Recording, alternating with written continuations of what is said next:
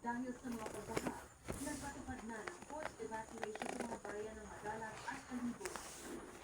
Sa bayan naman ng Tangalan, nanalasa pa ang isang bahaw.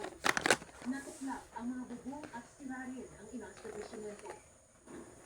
Pero bukod sa epekto ng bagyo, matinding ulan din ang naranasan sa mga bahagi ng Northern Luzon dahil naman sa shear line.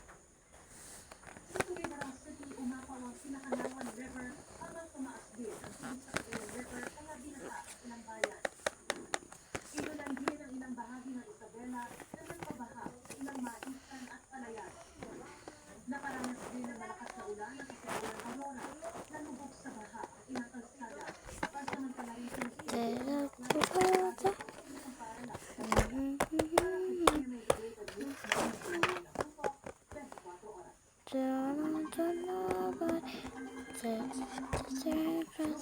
ang bagyong Verbena, isa ng severe tropical storm habang unti-unting lumalayo.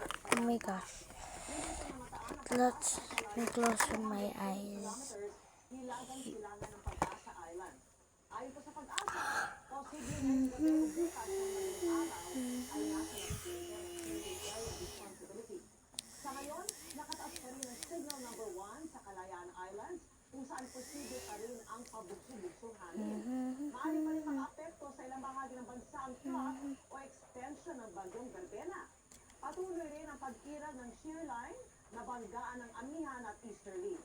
Base pa sa datos ng Metro Weather, umaga bukas, may matitinding ulan pa rin sa extreme Northern Luzon, ilang bahagi ng Central Luzon, sa Mindoro at Palawan.